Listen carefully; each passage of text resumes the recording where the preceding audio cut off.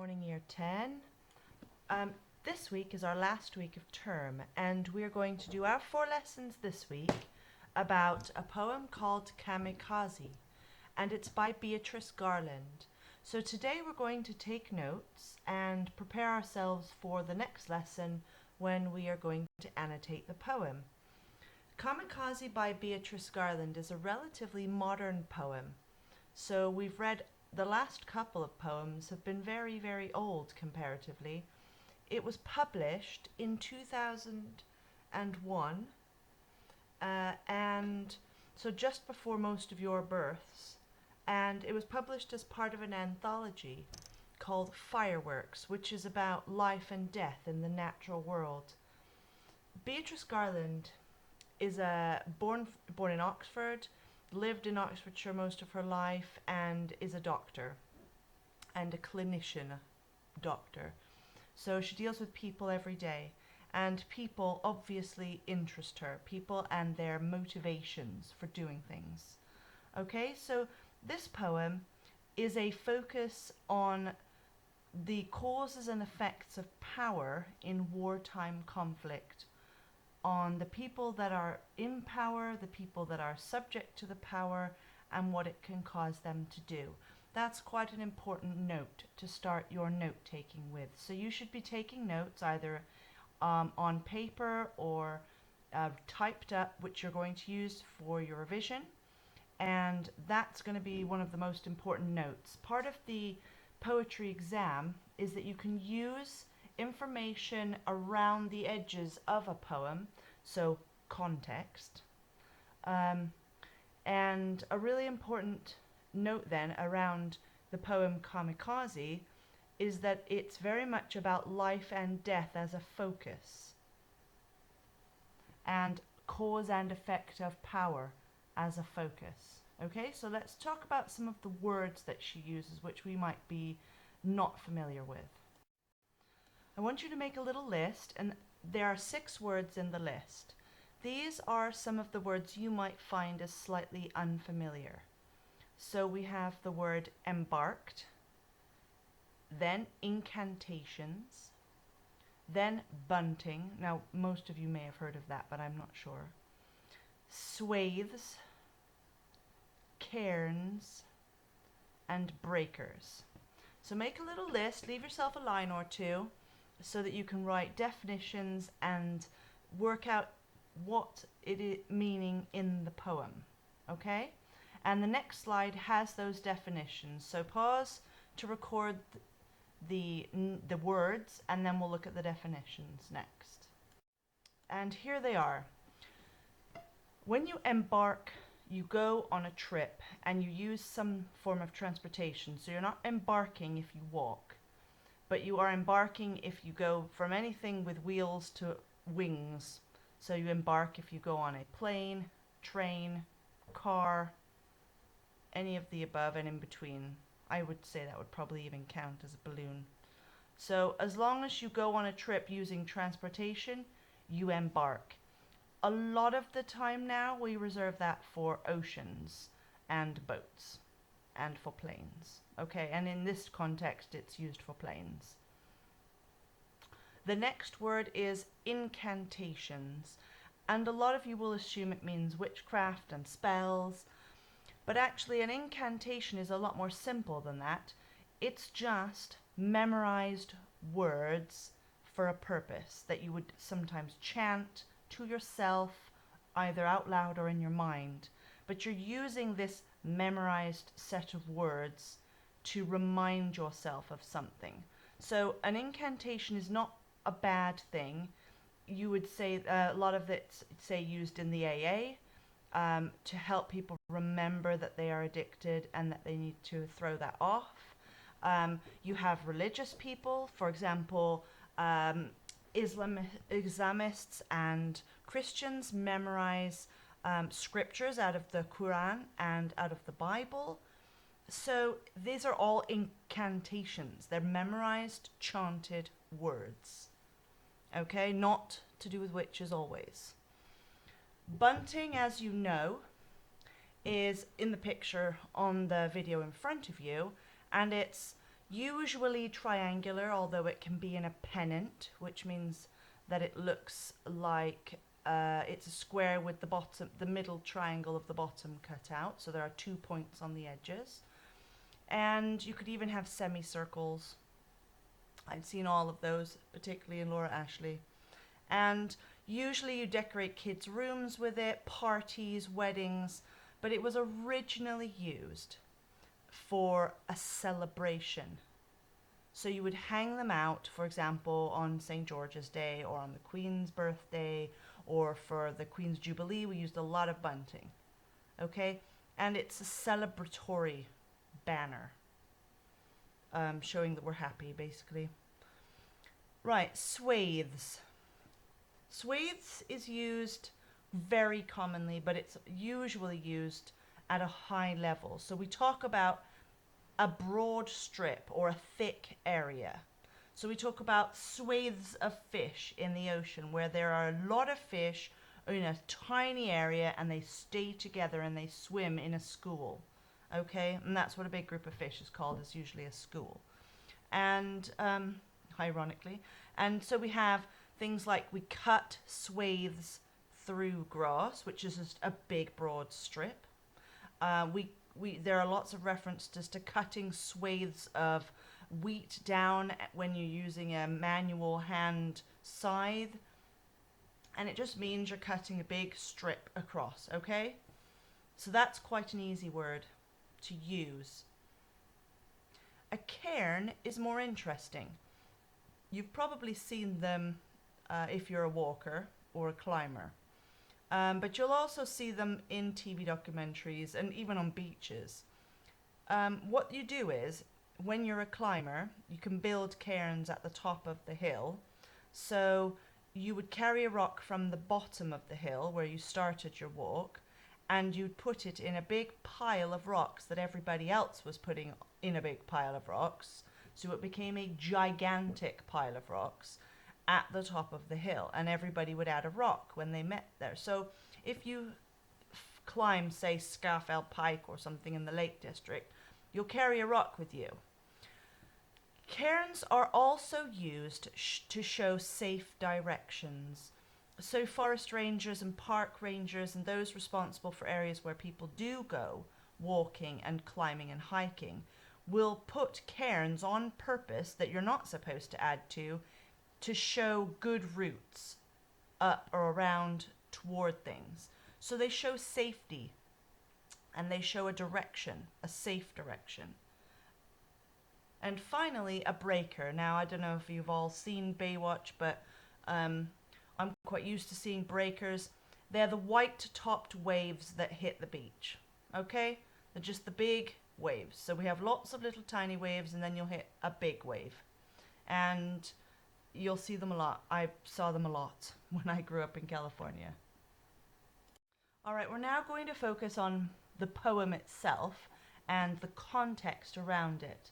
So now that you've recorded the basics of where Beatrice Garland wrote it and why, and we've looked at our slightly unfamiliar vocabulary, and you've taken notes on those, we're going to talk about kamikaze pilots themselves.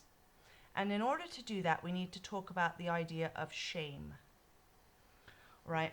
Now, to us, in a Western country of England, shame means embarrassment, but extreme embarrassment mixed with a guilt for having done something that you should feel embarrassed about. Okay? You can feel embarrassed about a lot of things that you shouldn't feel embarrassed about, but for shame, it means you should feel embarrassed about it because you feel guilty. It's not a nice feeling. It's a very negative emotion, and you don't talk about it in public. We don't sort of say, oh, they should be ashamed of themselves, unless we truly mean it. And you don't usually admit to, oh, I feel such shame for eating that dairy milk. You don't talk like that unless you're in a private setting. Okay? In England, we do not feel shame or guilt for not winning and not beating somebody else. Okay? So when we are defeated, football, tennis, not the top mark in an exam, we don't feel guilt for that. We just think, oh well, they were better than us. We think, well, I did the best I can. And the only reason you would feel shame or guilt is if you were a lazy bum and you didn't do the best you could and you knew that you'd played really badly.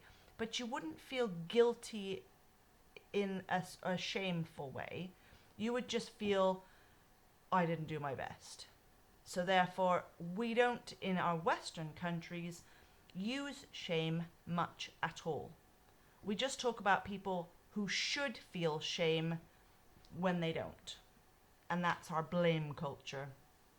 And when people do things that are wrong to us, we say they should feel that they've done something wrong and therefore feel shame.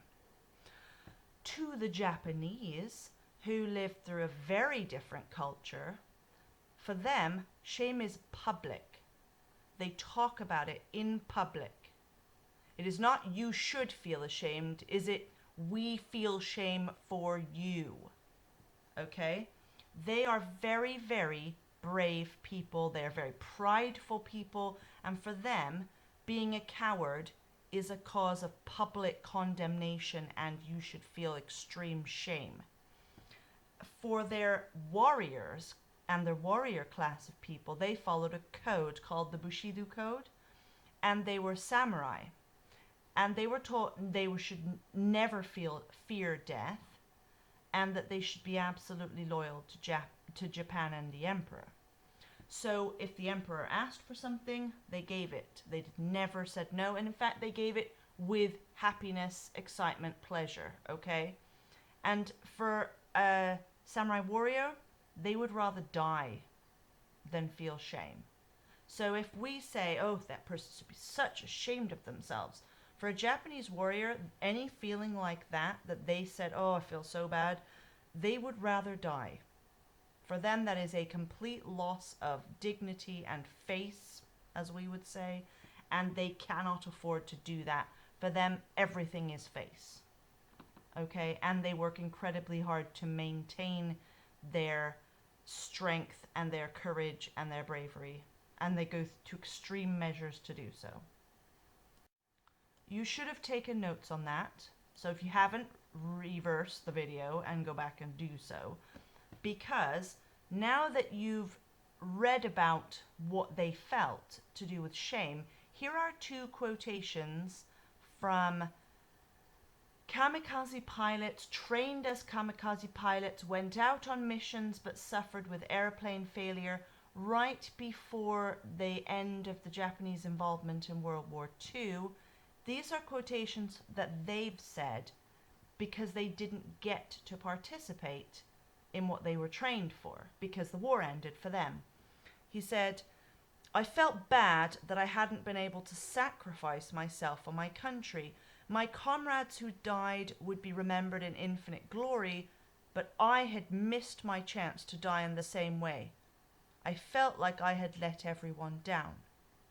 So for you, you would be thinking, hooray, I don't have to die. And for them, they feel bad that they don't have to die because they haven't had the chance to sacrifice themselves for their country. Okay, and also, this is the second quotation you can see below. We didn't think too much about dying. We were trained to suppress our emotions. Even if we were to die, we knew it was for a worthy cause. Dying was the ultimate fulfillment of our duty, and we were commanded not to return. We knew that if we returned alive, that our superiors would be angry. And I assume that would mean that everyone would be angry and they would feel shame, and therefore they might as well have died in the first place. It's interesting to think that they didn't think too much about dying after we read Exposure, where they think all the time about why are we out here, we're dying for no reason. Whereas they didn't think that ever. For them, it didn't matter that they died in a ditch freezing cold, or if they died in combat, they were very privileged, they felt, to die for their country. And yet Wilfred Owen explores the idea that actually it matters that you're not dying in a sensible way, in a way that makes sense. Right, so make sure you write down these notes. Don't write the quotations down and just leave them. Write down something you see from the quotation. I felt bad I hadn't been able to sacrifice myself. Why? What does that show? Okay? So take a few minutes to write down what you have learned about kamikaze pilots and their honor system. And then I'll give you some easy peasy notes here, just to make sure that you know these things, okay? This is the short version. So the kamikaze pilots, the word kamikaze is Japanese and it translates to divine wind. And it's related to the storms that came to save them. And they just thought that was amazing. It was sent by their god to save them. And therefore a kamikaze is a good thing. All right, only, well, less than a fifth, so less than 20% of kamikaze attacks managed to hit a ship and actually succeeded. So you can see that there was such low probability of them ever doing what they intended to do. The danger was unbelievable. You would say that it wasn't really worth the risk and the death toll. They did the Japanese, these kamikaze pilots, to give the bad guys, we don't call them the bad guys, but that's who they were, to give them, the Japanese, a psychological advantage over the Americans. Now, the Japanese wanted to bring the Americans into the war, so they sent pilots as a surprise attack to Pearl Harbor, nearly 3/4 of the way through the Second World War, and it was intended to bring the Americans in. They called it wakening a sleeping giant, because America had refused. It was a European thing. We're staying out of it, okay? We were in the First World War and it wasn't very good, so we're staying out this time round. And because Japan, who were one of the bad guys, attacked America, they felt that they had to get involved then to protect their country, as it wasn't just a war that was being fought elsewhere. It was one where Americans were being killed and hurt. And Japanese sent kamikaze pilots to give themselves a psychological advantage. Now, just to let you know, it didn't work.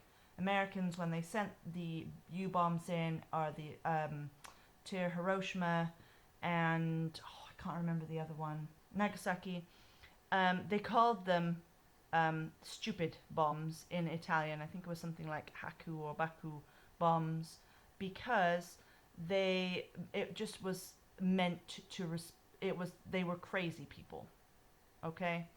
And it wasn't actually giving them a psychological advantage, because they didn't understand the psychological nature of the Western country and the way that we think. They used their absolute best pilots, and they ran many kamikaze missions. It was all against ships in the international waters who were fighting, so it wasn't really used on land. It was all battleships and aircraft carriers, and they wasn't just, oh, it's Pearl Harbor and then it's over. They used them constantly right up until the day before they ended the war. They were sending them out still. And they used their absolute best pilots in the beginning, and then they started recruiting from anywhere they could find them. Okay? And when I say recruiting, I mean they asked them, they were given a slip of paper, and on it they were asked to choose, were they going to be volunteering with desire, therefore really happy, yeah, let's go, volunteering but unwilling, which means yeah, okay, fine, we'll do it, or not going to be going. Okay? And nobody clicked the not going to be going button, because that was against their honor code. Therefore, they were excited to go. They didn't think, oh, I don't really want to die. They thought, I don't think about dying. That's a good thing, to give my life for my country. Okay? And they had to, because of their honor system of Bushido. They had to, when being asked by a superior officer, they had to accept. Right, write your notes down, because now we're going to touch on the poem itself. I'm going to look at the poem. This poem is about 4 people. And one of the people, who is the daughter and the mother, she takes on two or three, it's over the course of her life. So in the beginning, she's a little girl as a daughter, and then she's grown up and she's the mother talking to her children. So she has two roles. So in the beginning, we have to remember there's a granddad who is a fisherman. Then we have the son of this fisherman who at one point was a little boy and is now and it then became a kamikaze warrior, and then came back, and his daughter was living with him as she grew up, and then she became a mother and she's talking to her children. So which is why I've given you 4 pictures and I've said it slowly, so I'll say it again. This story is a story told by a mother to her children. So look at the last 2 pictures. The story is about the actions of her father, and it remembers the actions of her grandfather. So the little children at the end's great grandfather. So we've got 4 generations here involved in this story. For us, as a Western family, we would think that was a bit unusual in one short poem. This is very important for Japanese people, where family is everything. So it is right that Beatrice Garland would use these voices and this way of telling this story involving her entire remembered family. So she will, as a child, have remembered her father and her grandfather, and then she has her children. It is a particularly important difference between the way an English person would tell the story, maybe about one generation, but Beatrice Garland has used the Japanese family tradition where people respect their father, their mother, their grandfather, and family is everything. So if you're going to use context, you could say that Beatrice Garland's use of the family structure shows the Japanese nature of the poem. It is important to show how important family is. Okay, I didn't say that particularly well, but you get what I mean. Make sure you write this down, otherwise you will probably not understand what is going on when we hit the poem next. And right before we hit the poem, we're just going to go through it in a simple order so we get the exact story using these 4 characters so that we get what is happening, okay? So first we have the father as the pilot who leaves. He embarks on his journey as a kamikaze pilot. Then his daughter is trying to imagine what went through his mind as a pilot. The daughter is trying to imagine what he saw when he looked down over the sea. It was an entirely long trip, entirely over the sea. Okay? And she imagines that he remembered her father's childhood as the son of a fisherman, so living on the shore. She imagines, maybe from her own memories, the description and what her grandfather's boat, so the pilot's father's boat, looked like, the fish he caught, what he did, and what the pilot as the child, before he became her father and before he became a samurai warrior, what he did. And he built cairns on the beach for his father to see when he was on his way home. And then we really skip forward. So we've gone from point A of the father being a young father to his little girl, and he's a kamikaze warrior. We've gone back in time to see to imagine what was going through his mind while he was flying over the ocean. And we're getting sort of the 20 years ago memories for him. And then we flash forward to after he comes back. So upon his return, the pilot is ignored by his community. He is basically an outcast because he's brought shame to his family and his community for coming home. And we get her personal reaction then. So before, it's an imaginary reaction. We don't know really what happened, but she's imagining what would cause him to come home. And then she's coming to it with herself as, this is what I did. And then last but not least, she's telling the future about how her father must have felt. So realistically, even though it's a woman's voice telling the story is the story about a man who is the son of a fisherman, became a samurai warrior, became a kamikaze pilot, but came home.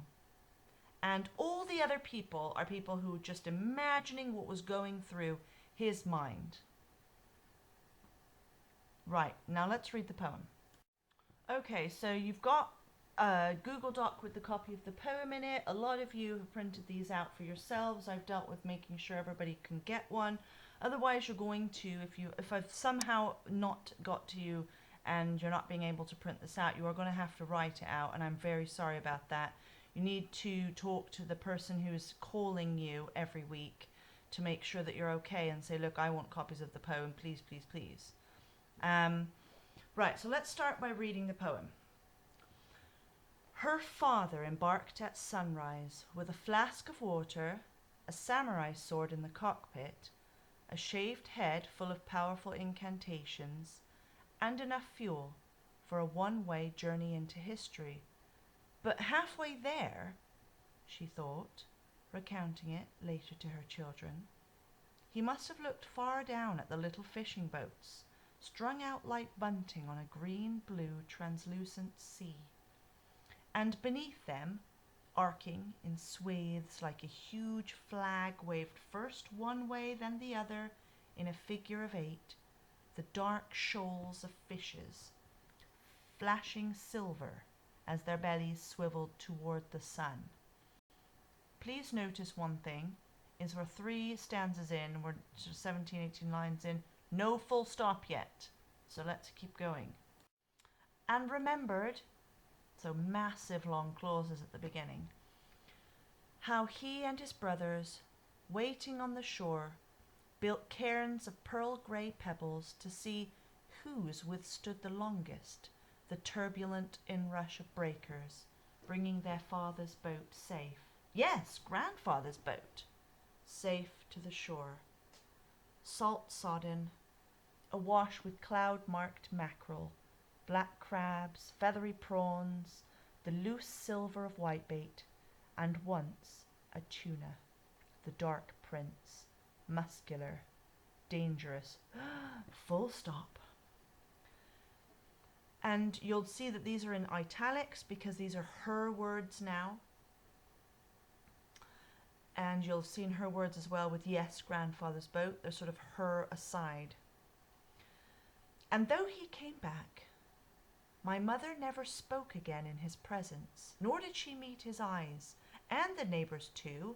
They treated him as though he no longer existed. Only we children still chattered and laughed, till gradually we too learned to be silent, to live as though he had never returned, and that this was no longer the father we loved. And sometimes, she said, he must have wondered which had been the better way to die. So, one thing you are noticing is that this poem is not being told by the mother. Like I said before, there are 4 generations, and the person who is telling the story is the child at the end, who is remembering what her mum said about her granddad and about his dad. So we got the 4 generations, and it's the kid at the end who's the storyteller. That's why we have the italics, because those are her actual mum's words when she told the story. And you notice we have lots of different people imagining what somebody else thought. So that is why it becomes a bit confusing. So we're going to park the poem for 2 minutes. Just remember that when we start talking about structure, the structure of this poem is amazing, particularly the fact that there are 3 full stops in it, and it's a 40-line poem.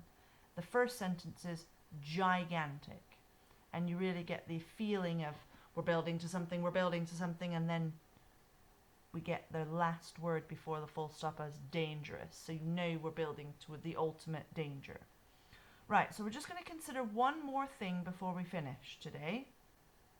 And you've noticed that I've given you a nice, lovely lesson for today, because I'm expecting at least 1.5 to 2 pages of notes minimum, plus you'll have read the poem with me, and I would like you yourselves to start thinking about how you would use this poem. So at the end of the next slide will be a further slide with an assignment to actually do some writing of your own, rather than let's go quickly to the poem.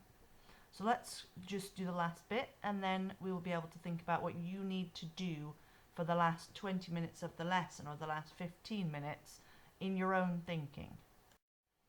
Just before you do your own thinking, I wanted to give you an idea of what Beatrice Garland herself thought and why she was presenting these ideas.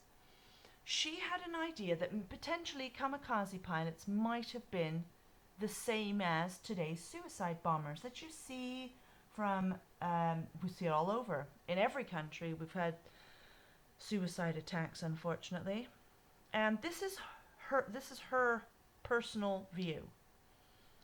They were, of course, the precursors of today's suicide bombers, prepared to die for what they believed in. But there have been individuals willing to do that throughout history, even though we tend to think of it as a modern phenomenon. The young men driving lorries into crowds are virtually identical, with rather less technology at their disposal. They know they will die at the end of it. So for you, the important part of this poem is that it's a poem told by family members about somebody willing to die for what they believe in, but at the end not being willing, and how that is able to be reconciled for him with the rest of his life and with his family. Okay, let's think about let's go to what I actually want you to do today as part of your assignment then, because now that we're getting a really good portfolio of poems that we know about, we've done 6 or 7 this term, we did 3 or 4 already, we're almost done. You need to start thinking, how am I going to compare them? How am I going to use them? And I am giving you some half-term homework, and I'm trying to help you to be ready to do that. So the next slide is going to help you with that, and this task is aimed at preparing you to do that. It is at this point where I really feel that I wish we were all in the classroom together so that you could ask questions. And so as part of our Wednesday's lesson, I'm offering a Zoom to you. You are not required to join the Zoom, but I am offering to talk to you via a Zoom and answer any questions that you have. And I'll be posting that at some point on Monday to give you the place or the time with all the passwords and everything that you have to have, okay? And it will be on a Wednesday at a not completely ridiculously early time, but not so late that I'll be getting in the way of lunch. And it will help you a lot if you join it and you have questions. I know some of you have been able to have your questions answered, but during that Zoom, I'm going to share the screen on my computer, and I'm going to show you exactly what is needed for a very good poetry essay.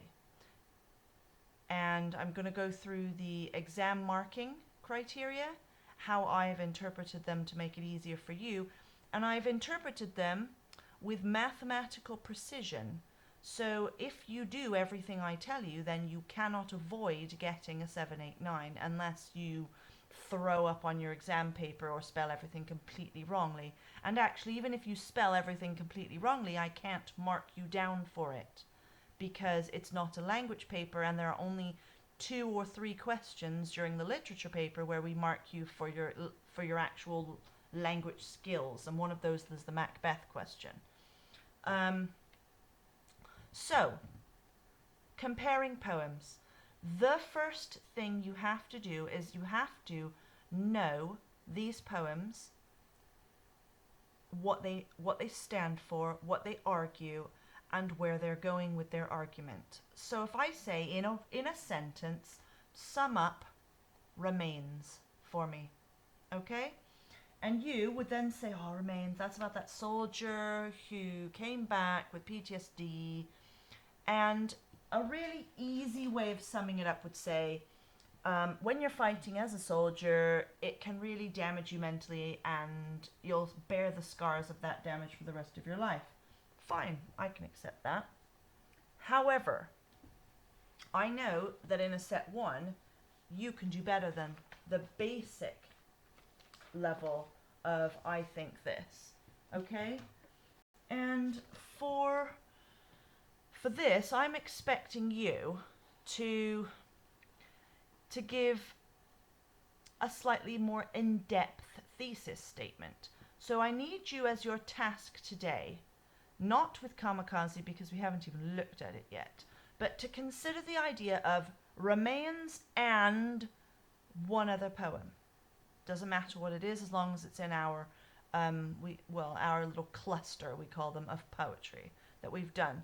So remains and I'm going to ask you to do this regularly, particularly as do nows probably in year 11, because you will become unbelievably able then to immediately go, oh, remains, that's the one about the this, and that compares best with these 3 poems, okay? And so you'll know them inside and out, what they mean, because there's no point showing up and having a look at the poetry question and going, and spending 20 minutes trying to remember another poem. You've basically failed already. You need to know them a lot better than that. So we're looking for common denominators in the poems. Remains and. So instead of doing remains, because I've just asked you to do that, I'm going to look at probably war photographer to make it easier. So war photographer. I'm thinking war photographer, common denominator. Let's pick remains and war photographer, for example. What are they both about? Okay, so it helps if you write what one is about roughly in a sentence, and then you write the other one is about roughly. You could compare all sorts of different poems this way, and your thesis statement is simply 2 long sentences or 3 short ones, where you say what is common about them, and therefore what you're going to argue is common about them, and remembering to say at the end, but this is a difference that I'll bring in as well. And the examiner will then be able to say, and we're going to pretend that I'm the examiner for the purposes of this, I'm going to be able to say, oh, so this person knows what both poems are about already. There's no point doing a giant expose, well, Remains is about this man who comes back from the war, and it's written by a really famous in fact, the current poet laureate Simon Armitage, who has no personal experience of being in war situation, and that's too far, okay? The real focused word, we only have 45 minutes to write an answer after all.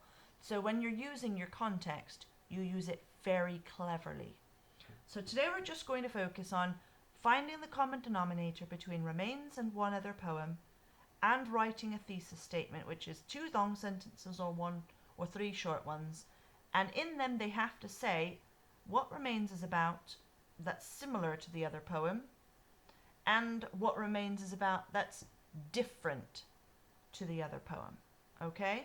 This could take you 5 minutes if you know Remains back to front, and you can immediately know what you'll compare them to. And this could take you quite a lot of thinking if you don't, and it will make you go back to your notes. And that's a good thing, that's a form of revision, and if you more times you go back, the better you'll remember. Okay, so this is your task.